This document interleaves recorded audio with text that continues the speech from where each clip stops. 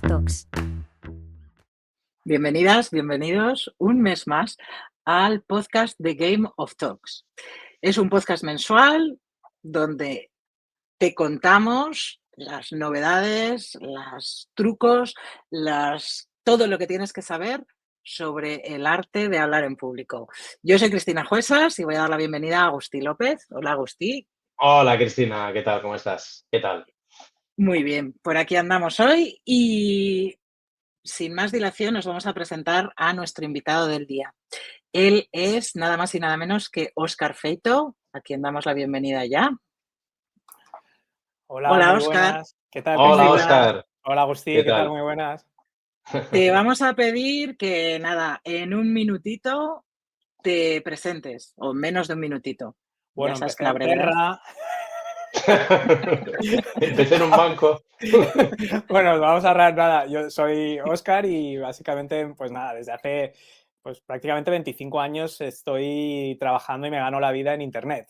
Entonces suena un poco como una reunión de alcohólicos anónimos, ¿no? Pero es verdad, empecé hace muchísimo tiempo en esto de Internet y enseguida empecé a emprender, ¿no? Primero con una startup, posteriormente, después de vender esa empresa, que era una red de publicidad, ya, digamos, bajo mi propia marca personal. Y entonces, bueno, en resumen, lo que hago es ayudar a profesionales independientes, lo que podríamos llamar marcas personales o proveedores de servicios independientes, freelance, y también empresas a, bueno, pues hacerse un hueco en Internet, ¿no? Conseguir audiencia, fidelizar esa audiencia y convertir esa audiencia en ingresos para, bueno, pues poder vivir haciendo lo que les gusta, intentando un poco simplificar todo esto del marketing, la comunicación, la persuasión, las ventas, que es como un popurrí, que claro, yo me imagino a alguien que se dedica a otra cosa, que tiene una clínica dental o una fábrica de cartelería, claro, todo esto, nosotros es nuestro trabajo, pero el que además tenga que hacer eso, pues entiendo que es complicado y eso es lo que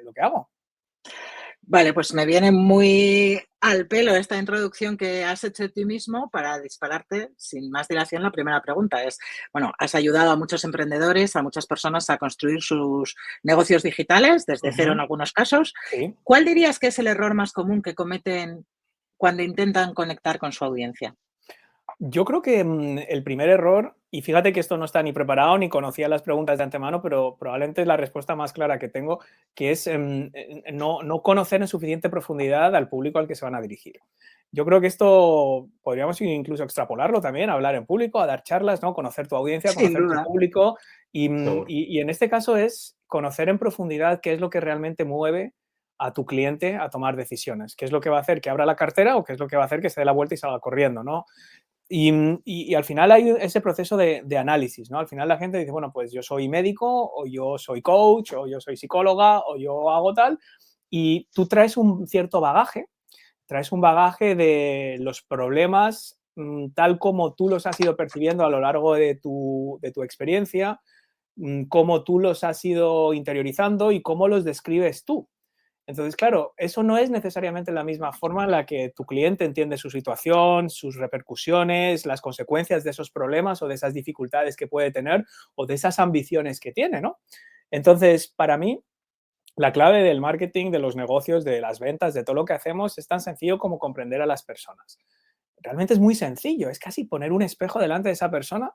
Tienes que entender muy bien qué es lo que quiere, por qué lo quiere, qué es lo que quiere evitar y qué es lo que le impide llegar a esa situación ideal donde se supone que hoy en día no está, ¿no? Si tú entiendes eso, realmente solo es casi poner un espejo y obviamente partiendo de la base de que la solución que tú ofreces realmente sirve para eso, ¿no? Pero es tremendamente fácil vender y construir un negocio y conseguir audiencia y todo esto si te diriges en realidades, ¿no? En las realidades de la persona que tienes enfrente. Entonces, para resumir, yo creo que una parte de los problemas es que no sé cómo escribir una página de ventas, es que no sé cómo enfocar este producto, es que no sé cómo captar, qué gancho usar en LinkedIn o en un email para que la gente le dé al ver más o que abran mi email. Es que eso no es una fórmula. O sea, podemos usar fórmulas para estructurarlo, pero el qué palabras pones y el qué dices y el qué transmites y el qué comunicas, no nos lo inventamos. Es el resultado de conocer a esa persona a la que te estás dirigiendo. De repente, cuando conoces a esa gente y haces el esfuerzo de investigar y analizar a quién tienes delante y qué es lo que quiere, de repente tu marketing empieza a funcionar mucho mejor. No es porque estés usando técnicas revolucionarias, ni trucos, ni hacks, es porque realmente estás poniendo el dedo en esos puntos que realmente preocupan a la otra persona y la persona nos va a prestar atención cuando percibe que sabemos en qué punto está, las dificultades que tiene y a dónde quiere ir. Entonces yo creo que el problema realmente es empezar a implementar, a ejecutar, a hacer, a escribir, a grabar vídeos, a compartir, a hacer podcasts, sin pensar para quién es y por qué le va a atraer realmente este contenido, este producto, este servicio que estoy creando, ¿no? Entonces yo creo que por ahí es la base de todo. Yo creo que esa es la base de todo. Fíjate, Óscar, y Cristina, el otro día, hace unas semanas ya, Ujú, estuvimos grabando el episodio con Andrea Vilallonga, ujú, que también Andrea, pues todavía se ha dedicado a la comunicación desde otro ángulo, ¿no? Más la influencia personal. Y ella, hablábamos de ella, es conferenciante profesional, decíamos, Andrea, ¿cuál es el error más bestia que ves en otros conferenciantes, ¿no? Y ella nos decía, el ego, mm. el dar la charla desde el yo, ¿no? Hablar de Desde tú. ti, de tus cosas y... Es cierto que el ego juega una parte, pero cuando hablamos de ego, muchas veces ya tiene esa connotación negativa, ¿no? Es como que a mí no me importa, yo te quiero vender mi servicio, yo, mi producto, mi solución, mis características, mis funcionalidades, y sí, es verdad que a veces hay un elemento de eso, de prepotencia, de pues el experto, el médico, el gurú, el no sé qué, que mira un poco a todo el mundo por encima del hombro, pero fíjate que yo pienso que el ego sirve quizás para otras cosas y es una palanca que puede servir incluso para picarle a una persona para tomar una decisión, pero en este caso no creo que sea tanto ego en ese sentido tradicional, sino falta de atención, un despiste realmente de asumir, no con mala intención, sino decir, oye, si yo he sido médico durante 15 años, pues un amigo mío que es urólogo, yo inevitablemente te voy a hablar cuando yo hago una página, hago mi web o publico algo en LinkedIn, automáticamente yo te voy a explicar los problemas como yo me los he ido anotando y como yo los he estudiado y como yo los aprendí cuando hice el MIR, y no te voy a hablar en tu idioma, no tanto por ego, sino por costumbre. Por- Por costumbre. Pero es el mismo punto, claro, claro. En el fondo es ese yoísmo de mirar muy hacia adentro y olvidarnos de que la comunicación al final es conectar con la otra persona. Y lo que va a conectar con la otra persona no es lo que nos interesa a nosotros o cómo lo expresamos, es lo que esa persona realmente necesita. Eso es lo que va a hacer que alguien te preste atención. Bueno, Óscar, esto creemos que lo va a ver mucha gente Ujú. bueno, que intenta trabajar su marca personal. Sí. Yo no te voy a decir infoproductores, ¿no? Pero sí Ujú. gente que, bueno, pues que publica contenido, que comparte sus cosas y Sí. tal, ¿no? Yo creo que me da la sensación, vamos, de que hay una idea un poco en el aire, Ujú. los que no son profesionales de esto, digamos, ¿no? Sí. De que tú publicas cualquier cosa en LinkedIn, es una caja habitual, ¿no? O sea, tengo 23 visualizaciones, ¿no? Ujú. Ostras, contra luego ves publicaciones que tienen centenares de todo, Sí. de impresiones, de likes, de comentarios, lo que Ujú. quieras, ¿no? Oye, ¿cómo destacar en ese mar de publicaciones, en fin, constantes? Parece una piscina infinita de la atención, ¿no? Va a ver, yo creo que esto es un mal endémico y es una cosa que va cada vez a más, ¿no? Yo creo que ahora mismo hay dos tendencias en el mundo en general y en Internet en particular que afectan a todos los que estamos haciendo cosas en Internet, ¿no? Y hoy en día, pues, ¿quién no hace cosas en Internet? Desde una tienda hasta creadores de contenido, marcas personales, empresas, o sea, todo el mundo estamos en Internet y buscamos audiencia en Internet. Entonces, hay dos problemas fundamentales. El primero es la oferta de contenido y el segundo es la demanda. Por un lado, o podríamos decir la oferta de contenido y la atención. O sea, un problema es que cada vez se está creando más contenido, cada vez hay más plataformas, cada vez hay más facilidades para inundar la red de contenidos. Información, entretenimiento, ocio, cultura, curiosidades, todo tipo de contenido y todo compite con todo, porque al final nuestro tiempo es limitado y todo compite con todo. Por lo tanto, tenemos esa avalancha y por otro lado, nuestra propia capacidad de atención parece que está menguando. Es decir, cada vez hay más multitasking, cada vez nos cuesta más absorber, cada vez nos cuesta más concentrarnos en una cosa y es como una ansiedad constante por intentar mantenernos al día del inbox, al día del feed, al día del LinkedIn, o sea, estar al día de todo, ¿no? Entonces, tenemos estas dos cosas que son como dos trenes que lo que hacen es que cada vez sea más difícil efectivamente destacar. Entonces, ese es el origen del problema. Entonces, partiendo de este origen, y yo para esto soy bastante metódico, de decir, este es el origen, entender el origen para poder intentar resolverlo, ¿no? Entonces, ¿qué es lo que volvemos otra vez al punto que hemos hablado al principio? ¿Cómo puedes destacar en esa maraña de contenido? El fondo y la forma. Entonces, ¿cuál es el fondo? El fondo de alguien que está viendo su feed es tratar asuntos que a esa persona le interesen, o ya sea de forma racional o de forma emocional, de forma impulsiva. Les pongo 2 ejemplos. Yo la semana pasada hice un post en LinkedIn que lleva cerca de 100.000 impresiones. Ese post era una cosa tan sencilla como una fotografía de un bar al lado de mi casa con una foto de un datáfono y que ponía compras con tarjetas solo a partir de 10 euros. Bienvenidos. ¿Vale? Entonces, yo sabía que eso iba a ser viral. Sabía que esa publicación, solo poner esa foto, y mi idea inicial era poner simplemente, ¿qué hacemos con esta gente? Punto. Es lo que se llama tirar la piedra y esconder la mano. o echarle gasolina y dejar al lado un paquete de cerillas, ¿vale? Pero me encantan estos experimentos, realmente, ¿no? Y efectivamente funcionó. Sabía que iba a funcionar, porque estas cosas funcionan. Entonces, ¿qué estamos haciendo ahí? Lo que estamos haciendo es detener el scroll. Detener el scroll con algo que emocionalmente, visceralmente, la gente quiere compartir, quiere dar su opinión. La gente quiere parecer inteligente, la gente quiere parecer honrada, la gente quiere parecer buena, la gente quiere parecer que tiene una visión de algo. Por lo tanto, entender cómo funcionan las personas y emocionalmente qué cosas van a detener un scroll, eso es una manera de destacar del ruido. La otra manera es apelar ya más a la racionalidad. Es decir, yo tengo un conocimiento, yo tengo una experiencia que a ti te va a ayudar en este momento a lograr algo que no tienes, o a conseguir algo que no tienes, o a avanzar en algo que te está costando, o desbloquear algo. Eso ya es más racional, ya no es una foto de qué hacemos con esta gente. Ya es decir, yo tengo que entender tu problema y darte motivos para pensar que te puedo ayudar a resolver. ¿Vale? Entonces, ahí es donde entramos en el fondo y la forma. Ya no solo basta con que yo lleve 25 años construyendo negocios en Internet y parece lógico que a lo mejor si tú estás empezando yo te puedo ayudar, pero ya no es suficiente. Por lo que hablamos, por esas tendencias. Entonces, ya no vale con tener el fondo, con tener ese expertise, tienes que aprender a comunicarlo. Y ahí es donde entran ya las fórmulas de la persuasión y del copy. Ahí es donde ya decimos, ¿cómo puedo escribir un gancho? ¿Cómo puedo poner una imagen en ese post? Volviendo al ejemplo de LinkedIn, olvídate ya de la viralidad por hacer la gracia, digamos, si yo lo que quiero es vender un curso de email o que te apuntes a un webinar en el que te voy a enseñar copywriting, ¿cómo puedo detener ese scroll ya no prendiendo fuego, sino realmente llamando tu atención? Y ahí es donde entramos ya en lo que son los ganchos, lo que pueden ser las estructuras y lo que es, una vez más, parte de un profundo conocimiento de a qué persona tienes enfrente. ¿Vale? Entonces, yo ahora, por ejemplo, estoy escribiendo una página de ventas. Ayer lo comentaba en casa, tengo aquí en un papel y voy tachando los números, estos son las palabras. Cada día bajo 100 palabras. Estos son días de trabajo para revisar una página que empieza en 4.133, 4.094, 4.017, 3.819, 3.770. Tengo que bajar a 3.000. O sea, perdona, ¿revisas 100 palabras al día? ¿Es eso?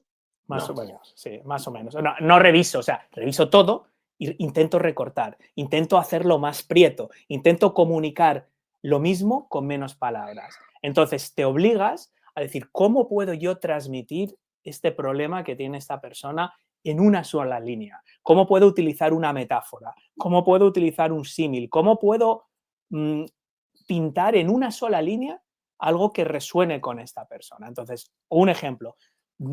Yo me acuerdo durante la pandemia con todo el tema de los webinars y todo el mundo haciendo webinars y todo el mundo tal. Entonces, yo hice uno y el tema era, no recuerdo cuál era el caso concreto, pero veía que todo el mundo estaba hablando del teletrabajo, oye, con el teletrabajo y las realidades y en este mundo asíncrono que está surgiendo, todo así. Yo me acuerdo que hice un post que era, si tú también estás trabajando con la sartén en una mano, el niño berreando desde el salón y el móvil enganchado en la oreja, esto te va a interesar. Era algo así, era algo muy visual, era simplemente una frase que digo, ¿cómo puedo condensar lo que está pasando a la gente en una sola frase que capte la atención? Y era algo así, decir, oye, si tú también estás trabajando, era como lo de las empresas que están enviando pues un poco ese mundo ideal de cómo la gente tenía que trabajar en casa, cómo la gente se tenía que crear un ambiente de trabajo y otro aparte, cómo la gente, o sea, en un mundo ideal falso, cómo tendríamos que estar todos teletrabajando. Y el contraste con la realidad que todo el mundo estaba viviendo, que era, tengo la sartén en una mano, mi jefe en un webinar en el otro lado, el niño gritándome que no sabe hacer los deberes, el otro que tiene tos y que le ponga el termómetro. Esta es la realidad, eso es lo que va a detener el scroll. Pero para eso tienes que tomar tiempo. Eso no es copy, eso no es persuasión, eso es observación. Entonces, todo parte de eso, Agustí. Es una forma un poco enrevesada, pero básicamente tenemos que detener el scroll. Podemos hacerlo de una manera mucho más emocional y visceral, o podemos hacerlo de una forma mucho más racional y profunda. Ambas son válidas, pero en ambos casos, sobre todo si tiramos por la ruta esta más racional, tenemos que conocer las estructuras para tener el máximo impacto posible en el menor tiempo posible, y tenemos que conocer profundamente a la audiencia, ¿no? Entonces, por ahí creo que van los tiros, ¿no? Estructuras que pongo una pequeña coletilla, que además todas cambian cada 2x3. Bueno, a ver, Porque las estructuras... esa también es muy buena. Yo no sé tampoco... Yo no sé, ¿tú crees que cambian tanto No, verdaderamente? perdona, las estructuras. No me refería tanto a la estructura, por ejemplo, de un copy, que hay, pues, sino, pues yo qué sé, ahora en LinkedIn los Sí, carruseles tienes más visibilidad. Ahora sí, el vídeo, sí, ahora... sí, Pues, si eres profesional de esto, ya es... vale, pero... No, totalmente de acuerdo. O sea, en el fondo lo que estamos haciendo es adaptar luego eso. Además, hay una capa extra que es, digamos, relevancia en el contexto en el que lo estamos haciendo. Es decir, un mismo contenido no se puede, eso mismo que te he dicho, tiene una vuelta de tuerca adicional, que es, no puede ser agnóstico al contexto. Es decir, es que además el contexto es relevante. ¿Qué quiere decir? Que ese mismo ejemplo que yo te he dado de la sartén en una mano y tal, para un post de LinkedIn, no es igual que en la introducción de un podcast, no es igual que para un email, no es igual que para abrir un webinar o si tuvieras que dar una charla presencial. Es decir, aunque el Totalmente. 90% del fondo, del gancho del mensaje, de la estructura de persuasión es la misma, si en un momento dado el algoritmo de LinkedIn resulta que está priorizando los vídeos o los carruseles, lo que vas a tener que hacer es tener eso en cuenta, porque a lo mejor haces todo muy bien, pero no aciertas en el contexto en ese momento que está primando ese algoritmo, o YouTube, o no sé quién, que ya, entonces ya cada uno encima tiene sus peculiaridades. Aquí hemos hablado concretamente de LinkedIn, pero si yo luego quiero aprovechar ese contenido para escribir un email, yo tengo que hacer distintas cosas. Yo aprovecho el grueso de mis contenidos, tanto para mis emails como para publicaciones en LinkedIn, pero tienen sus matices.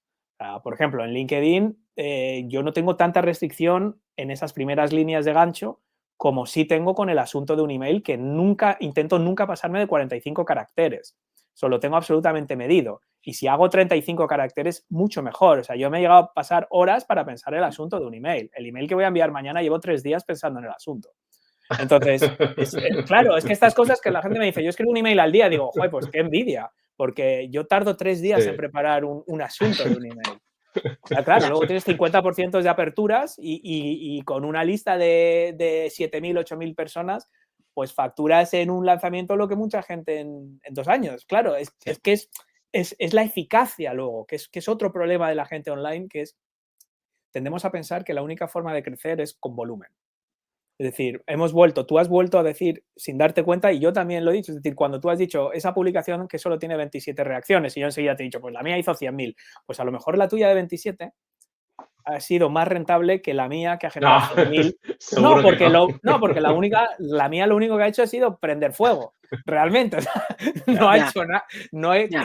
Estratégicamente tengo una razón para hacerlo, porque lógicamente esa gente va a estar más expuesta a futuras publicaciones donde ya sí quiero conseguir algo. De momento era simplemente un stunt para conseguir visibilidad. Bueno, Pero, y además, Óscar, esa publicación que te genera 100.000 y pico sí, reacciones, sí. consigue que tu perfil entre en ese algoritmo de muchas de esas personas y Claro, y esa gente está interactuando y todos esos cientos de personas que están comentando eso y dando es. su opinión van a estar es mucho más probable que vean mis futuras publicaciones donde ya sí, o sea, es decir, todo sigue una secuencia, pero lo que te quiero decir es que pensamos que la única manera de duplicar tu facturación es duplicar tu audiencia. Es una tendencia, ¿no? Es la gente decir, bueno, acabo de empezar, he creado mi primer infoproducto, he vendido 5 cursos, así que tengo que duplicar mi audiencia, porque, coño, si tengo 100 seguidores y he vendido 5 cursos, pues para vender 10 cursos necesito 200. Es la lógica normal. Me da igual que sean seguidores, LinkedIn, suscriptores de email, Sí, seguidores de YouTube, sí, oyentes sí. de podcast. Hacemos ese cálculo de decir, si yo estoy ganando 1.000, es una regla de 3, si estoy ganando 1.000 con esta audiencia, si quiero Ujú. ganar 10.000, necesito 10 veces más audiencia. Yo durante muchos años pensé eso, así que me pasé 8 o 10 años prácticamente solo haciendo contenido. Y de repente me di cuenta que no, que sí que es verdad que normalmente tus ingresos son una función del volumen, pero no es una progresión lineal. Es decir, tú puedes duplicar o triplicar tu audiencia y solo aumentar tus ingresos un 5%, que es lo que le pasa a la mayoría de la gente. No hay una relación lineal. ¿Por qué? Porque no saben vender. Aumentan su audiencia, crean contenido, hacen publicidad, crecen su lista, consiguen followers, consiguen muchos más likes, crece su audiencia el doble, el triple, pero los ingresos suben un 5, 10, 15, 20%. ¿Por qué? ¿Por qué no suben igual? Porque no estás vendiendo. A veces puede ser que no es el perfil, que no es el target, pero asumiendo ceteris paribus, que esa audiencia que estás creciendo es exactamente igual que la que tienes ya, ¿por qué no aumentan tus ventas en la misma proporción?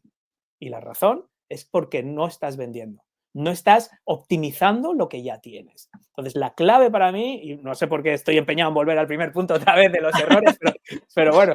Si quieres hablamos de tus orígenes. No, de Terra, bueno, déjame hablar de Terra.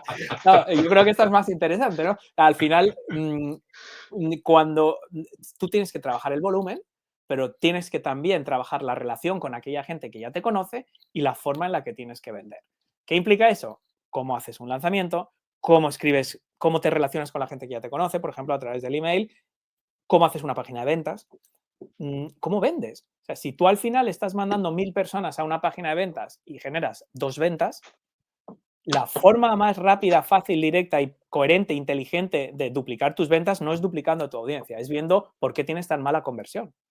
Lo mismo con el email, es que no vendo por email, tengo una lista de 5000 personas y es que no vendo. ¿Cuántas aperturas tienes? 20%. Coño, la forma más fácil de duplicar tus ventas por email no es pasándote otros 5 años para duplicar tu lista, es pasando tus aperturas de un 20 a un 40, punto. Y todo lo demás sí que se va a duplicar. ¿Cuál es la forma más fácil de vender el doble? No es duplicar tus clientes, es vender 2 veces a alguien que ya te conoce. Y la siguiente más fácil, conseguir que cada persona que ya te conoce te recomiende a otra. Ya no necesitas más gente. Entonces, yo creo que todos estos son conceptos que yo ahora te los cuento y suena muy bonito, pero claro, las leches que me he pegado contra la pared para irlas descubriendo y que todo haga clic han sido 25 años, claro. O sea, es así. Yo trabajo con emprendedores, con empresarios, cuando sale la conversación sobre el funnel de ventas, sí. ¿no? Todos cogemos enseguida un boli y dibujamos un embudo. Bueno, tiene forma de embudo por algo. Sí. No, y es cierto que lógicamente cuanto más abras el grifo y cuanta más materia prima tienes, más gente en teoría va a estar expuesta a tu mensaje. Entonces Sí. lo normal es eso, pero el extremo al que nos vamos es que yo veo que la gente casi olvida por completo y dice, y de hecho ahora lo tengo muy reciente porque precisamente estoy haciendo el curso de páginas de venta, es decir, hazte una lista de ¿a qué dedicas tu tiempo? Vamos a coger el típico coach o infoproductor o creador digital de esto del Creator Economy.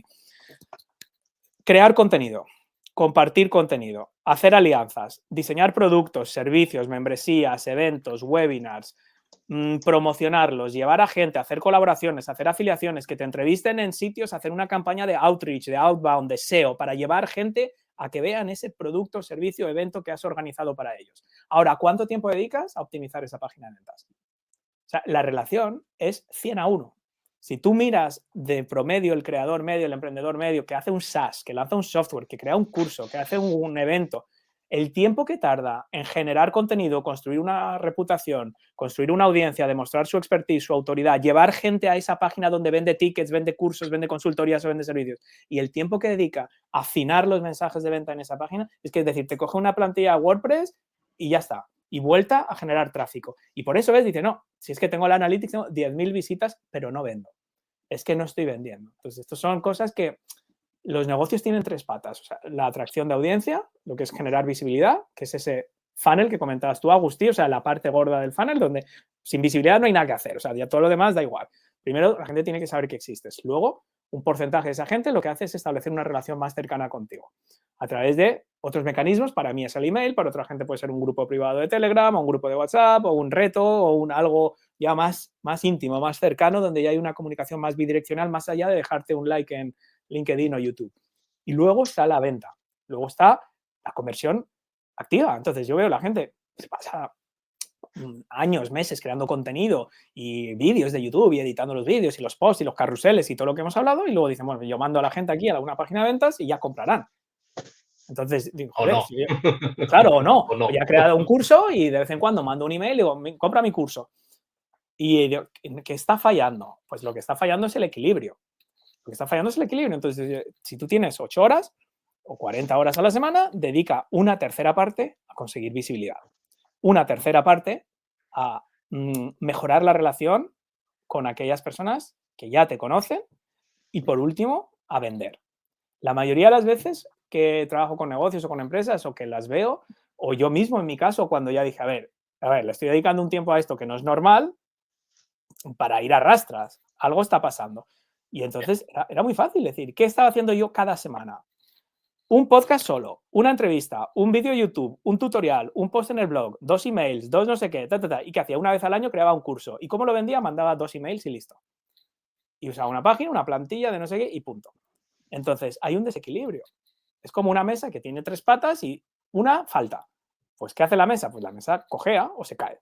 Entonces, es tan sencillo como entender estas 3 patas y dedicarle tiempo a esas cosas, ¿no? Dedicar tiempo a cada una de esas fases para que todo avance en paralelo. No solo que tengas mucha audiencia, mucha visibilidad, muchos likes y que luego nadie abra tus emails, nadie te responda, desapareces un día, a nadie le importa porque has tenido una relación, pues sí, pasajera. Es muy fácil darle un follow, darle a un like, pero que eso se traduzca en un engagement real y significativo y que la gente te responda y que la gente sepa quién eres y que la gente te invite a cosas más allá de que te ha visto en LinkedIn un día porque hicieron un like, hay algo más detrás de eso, hay algo más, ¿no? Y luego ya convertir eso en dinero, vale, esa ida, o sea, atención, interés, deseo y acción, pero claro, el interés no se convierte en deseo por arte de magia y el deseo no se convierte en dinero por arte de magia, tienes tú que provocarlo, ¿no?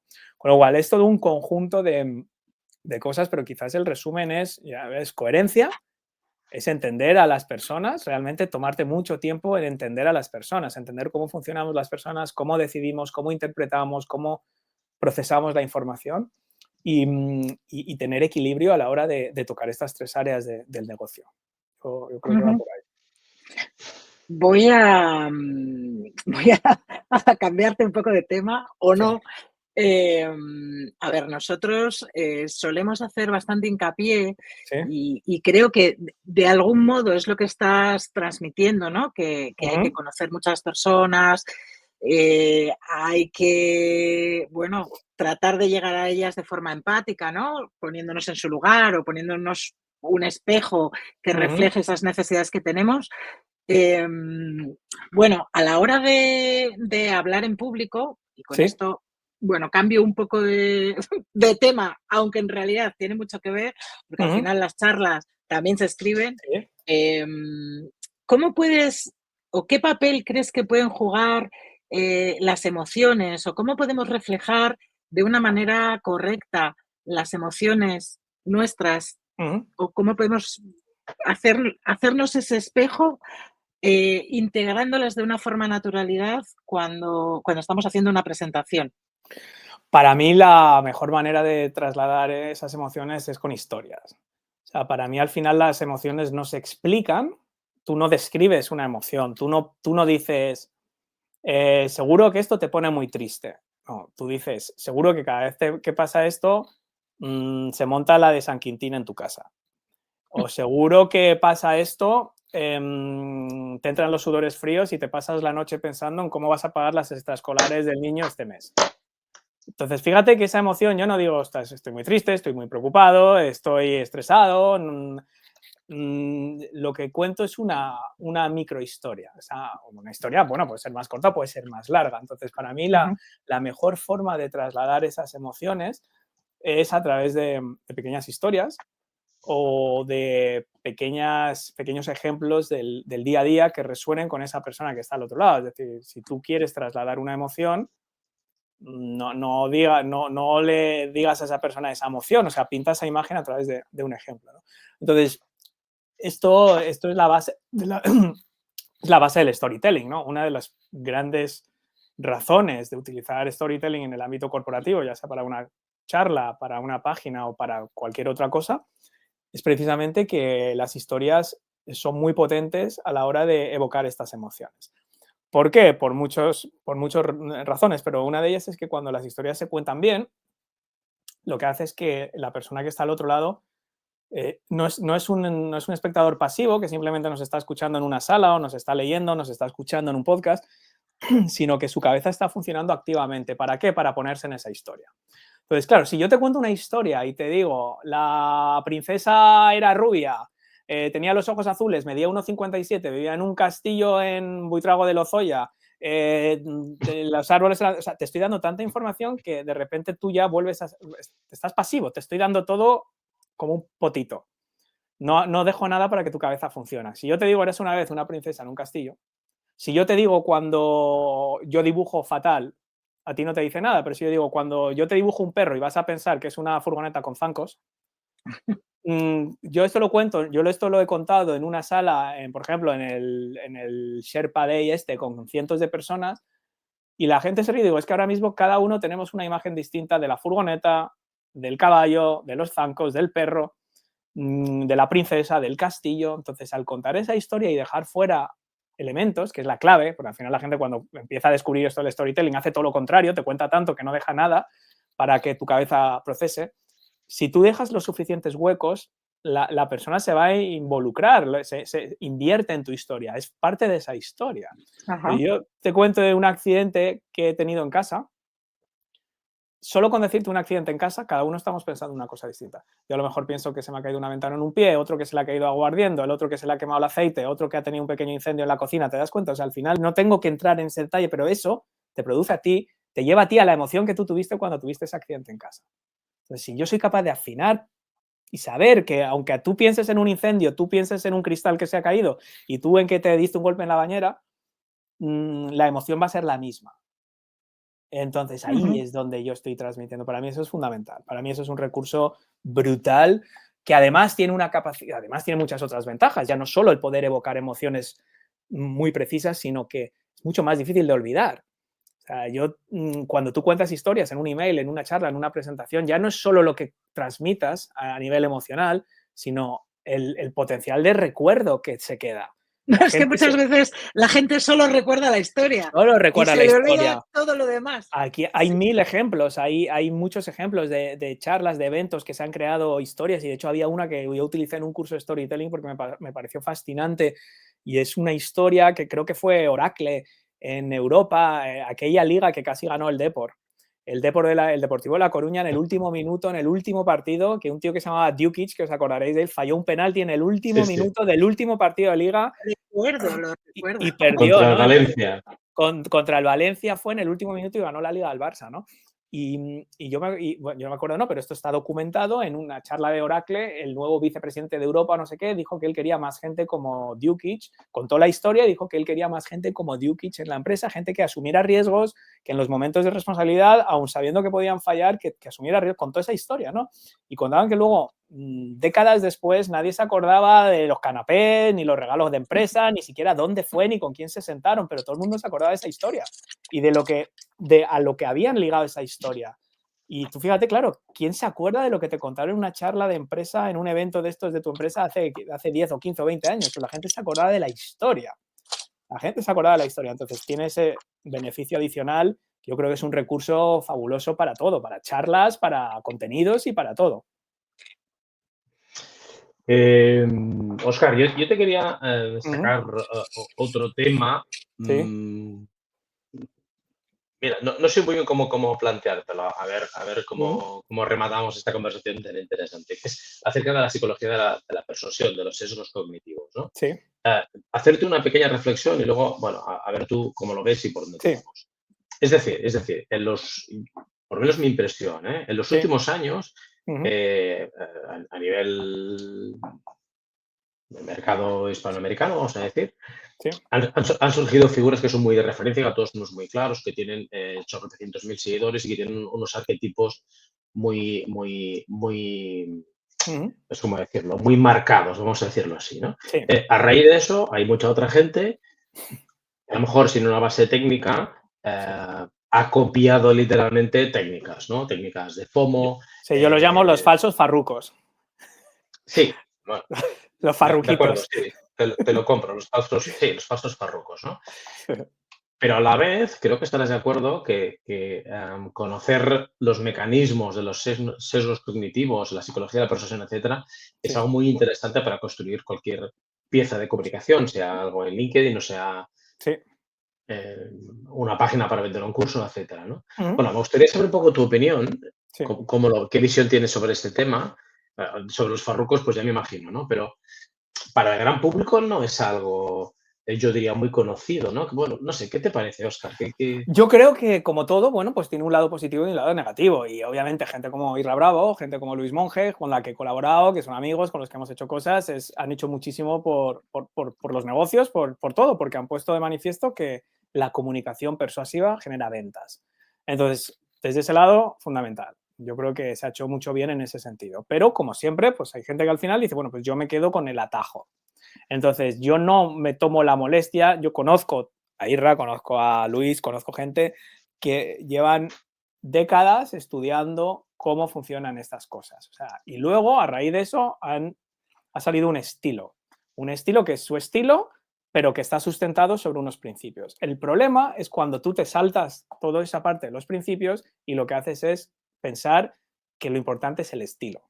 No, el estilo es como tú eres, punto. El estilo es lo de menos. El estilo, o sea, no se trata de que tú uses las palabras que usan los demás, ni las expresiones que usan los demás, ni que crees una página como los demás. Eso es la forma, es el estilo, que no es más que el resultado tuyo. Tú puedes ser más gracioso, puedes ser más serio, puedes ser más picante, puedes ser más abrasivo. No tienes que copiar eso. Eso es justo lo que no tienes que copiar. Tienes que ser tú mismo. Lo que tienes que hacer es estudiar lo que subyace. ¿Cuáles son los principios que están usando cuando te dicen una cosa en un email o en una página de ventas? Y el problema que yo veo es que la gente dice, vale, copio el estilo y ya, y me ahorro entender lo que estoy haciendo. Entonces, yo lo que veo es que mucha gente que hace eso en los emails y no entiende por qué. O sea, sí, vale, entienden que hay que usar la urgencia o la escasez, o entienden la prueba social, o entienden el sesgo de que más igual a mejor, o yo qué sé, o todos estos falacias de que hay argumentales. O la mayoría ni las entienden, la verdad, pero hombre, 2 o 3, o sea, que tú entiendas el principio de la autoridad o determinados sesgos así, pues vale, es que no es muy difícil de entender. El problema es que no son muy creativos a la hora de utilizarlos. No son demasiado creativos, ¿no? Entonces, por ejemplo, el tema de la urgencia y la escasez. Si tú entiendes cómo funciona la urgencia y la escasez, puedes poner un típico contador y decir, esto cierra tal día y si está fuera, y ponerte a decir cosas así, ¿vale? Bueno, pero si tú entiendes ese principio, o sea, yo que hice, por ejemplo, el año pasado, lancé un curso y dije, ¿cómo puedo darle la vuelta al tema de urgencia y escasez para no hacer lo mismo siempre? Pues voy a entender el principio de urgencia y escasez, voy a entender el contexto en el que estamos en Navidad, pre-Navidad, y lo que voy a hacer es un curso que sale a la venta por 47 euros y sube 10 euros de precio cada día, hasta llegar a 97 euros. Eso no lo había visto yo mucho. O sea, igual, no te voy a decir que lo he inventado, pero no era una cosa muy común. Entonces, eso no es copiar un estilo, no es copiar un contador, no es incluso copiar los colores, ni por supuesto una página de ventas, es entender cómo funciona un principio y darle tu propio estilo y darle tu propia... Entonces, yo ahí creo que, bueno, pues que como todo, aquí no hay atajos. O sea, el que a ti te digan que la gente reacciona de tal manera ante cierto tipo de cosas, no es mágico. O sea, si tú realmente no solo tienes que copiar eso, tienes que entender cómo usarlo con tu propia voz y con tu propio estilo, porque si no, lo que pasa, y de hecho, fíjate, yo una de las primeras cosas para tomar mi propia medicina haciendo el curso de páginas de venta, lo primero que he hecho, hacer encuestas, hablar con gente, enviar emails, para que la gente me diga qué es lo que más les cuesta a la hora de hacer esto. Y lo que yo detectaba, que me contaba, yo os diría, a lo mejor 3, 4 de cada 10 personas, es cómo comunicar en una página de ventas los beneficios de mi producto sin parecer que estoy exagerando ni dando falsas promesas. ¿Por qué dicen eso? Porque es lo que están acostumbrados a ver de la gente que está copiando, sin entender hasta dónde estás cruzando la línea y qué puedes decir. Entonces, copian la forma sin entender el fondo. Entonces, lo que pasa es que queda todo de cartón piedra y de hype falso y de falsas expectativas y de que no es creíble.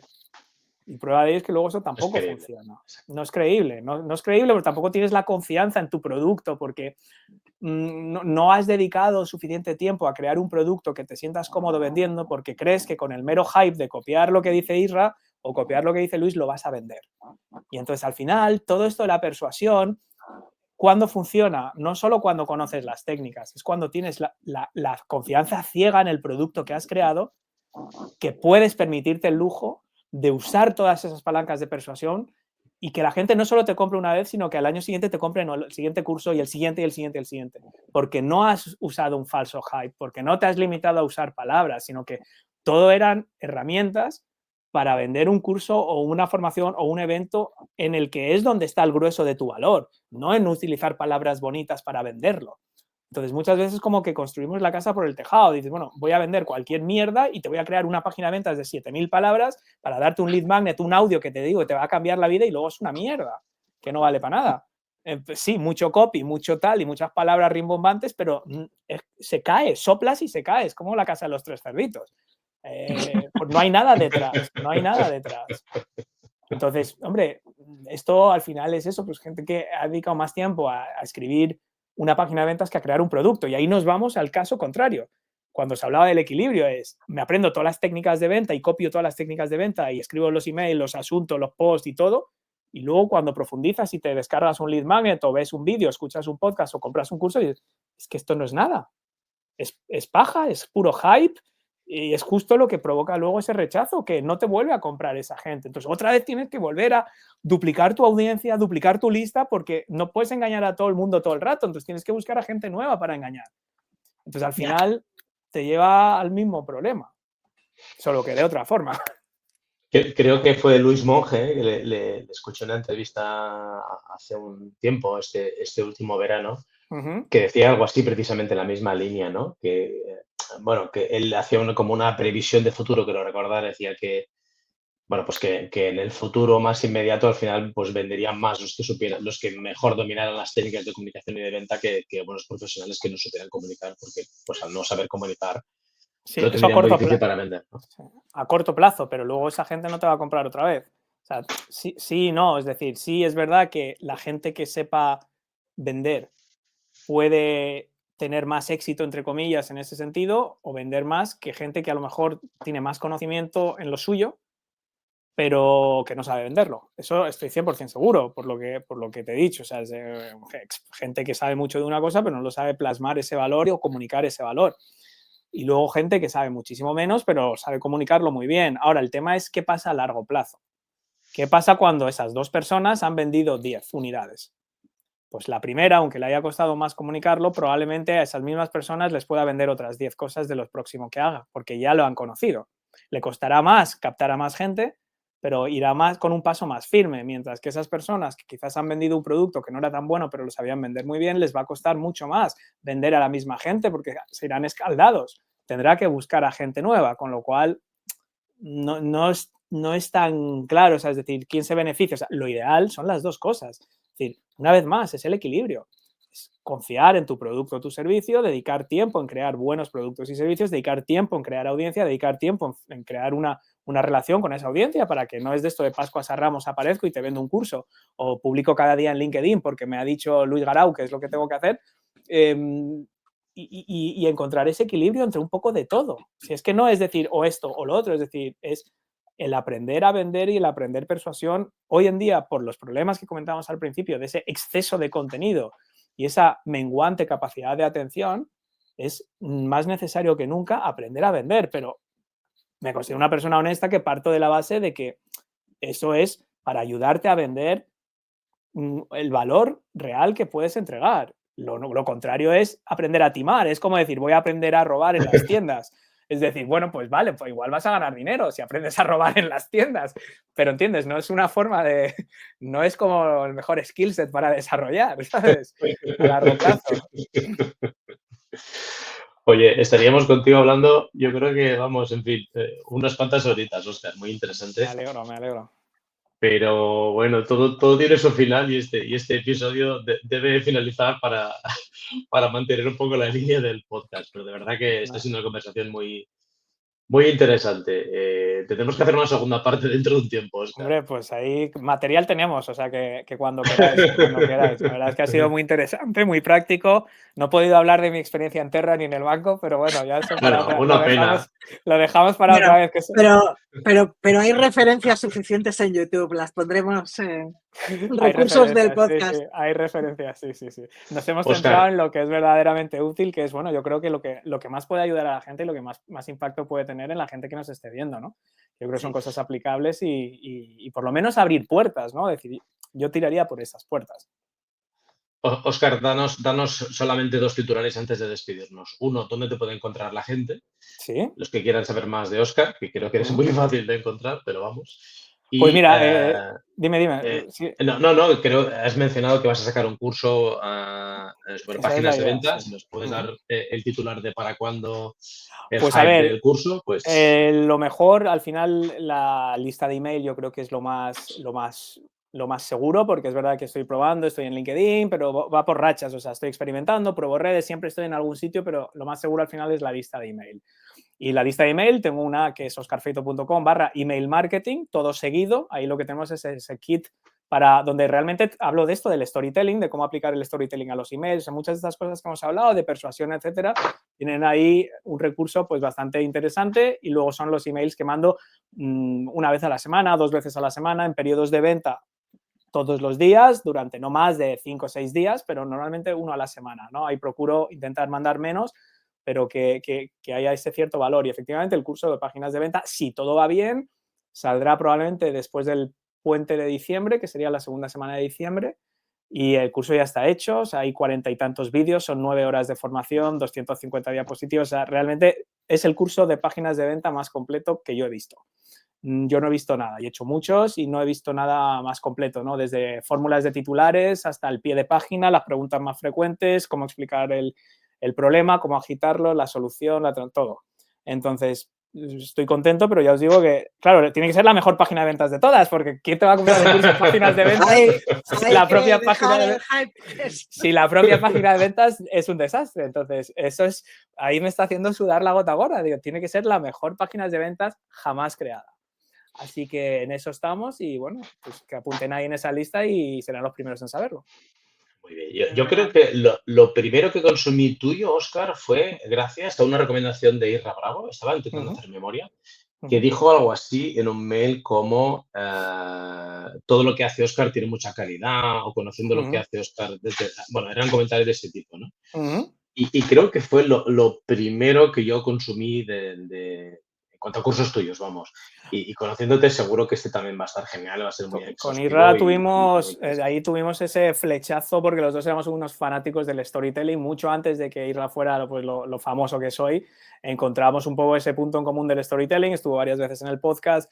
Hace poco en el libro suyo hicimos unos audios, 5 o 6 audios también contando storytelling corporativo y eso fue una experiencia súper chula, súper espontáneo además y hemos hecho muchas cosas de esas, ¿no? Entonces, sí, para mí yo creo que la admiración es mutua y creo que es brutal lo que ha hecho y pasa es que ahora está en mega star que es muy difícil contactar con él, pero bueno, ahí en la distancia, sí, ahí está. Muy bien, muy bien. Oye, lo dicho, Óscar, ha sido un gustazo hablar contigo. Igualmente. Nada, oye, nos emplazamos en segunda parte para hablar de Terra y del banco y todo. Un placer, muchas gracias por la invitación y bueno, pues la verdad por lo enfocado y la verdad es que da gusto cuando hay un foco tan claro y con preguntas tan concretas y tan reales sobre lo que yo creo que son los problemas que tiene la gente hoy en día, pues la verdad es que es un gusto porque espero que sea útil a los que nos escuchen y nada, y habrá una segunda parte. Esperemos que sí, que más lo hacemos. Y nada, a vosotros, pues hasta la próxima. Nos vemos el mes que viene. Adiós. Venga, hasta pronto.